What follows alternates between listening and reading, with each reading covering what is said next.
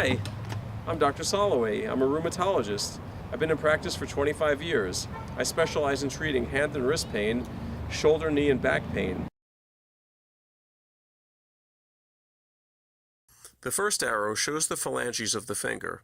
The next arrow shows the overlaid tendon that runs up the finger.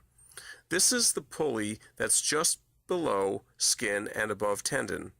What often occurs is that there is inflammation that prevents or makes it difficult for the patient to straighten the finger because the inflammation is obstructed by the pulley. This is trigger finger. The finger may be forcibly extended. This is very painful. A traditional way to treat trigger finger is to use vertical technique, pushing the needle through the pulley into the tendon and maybe all the way to bone. The patient would then wiggle the finger to allow the doctor to retract the needle to a point where the syringe does not wiggle when the finger is wiggled. This means the needle is no longer in the tendon and the doctor can inject the medicine. A better technique would be to completely avoid piercing the pulley and the tendon using this horizontal method. However, due to the angle, a conventional needle won't work. This is why I invented the J needle. Notice that with the use of the J needle, trigger finger can be treated without piercing the pulley or the tendon.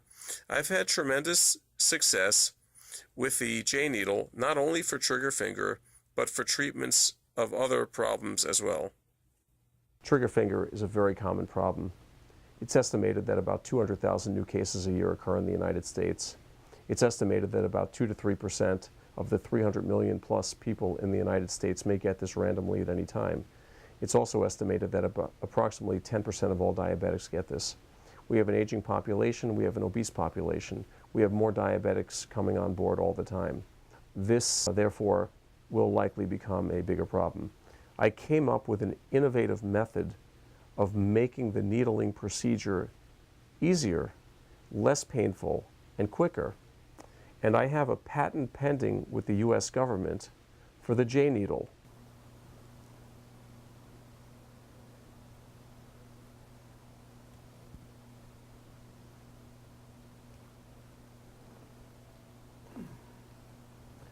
We have achieved the proper location. We're slowly placing the medication in, and we are done. That was better. A lot better.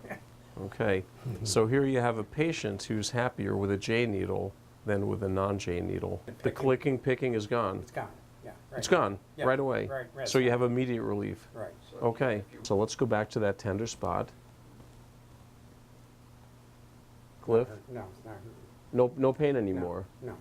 Okay, well, I consider that a success. Yeah. The complication rate from the J needle in my hands has been zero, other than occasional pain from the patient telling me. But other than that, no complications. The J needle comes pre-bent for easy access, so the user does not have to fiddle around with the needle looking for the spot. They merely have to feel where the needle is going. The next most common reason and place that I like to use the J needle is when I do my lumbar facet injections in a patient who's had previous surgery with fusion from instrumentation and/or Harrington rods.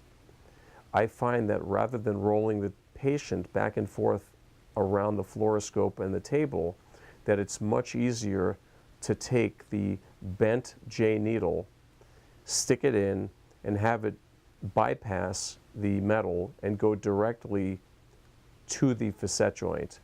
I find this to be of extreme accuracy and minimal discomfort to the patient. By having the J needle, the doctor who treats trigger finger will probably be able to double their amount of trigger fingers treated in a given session.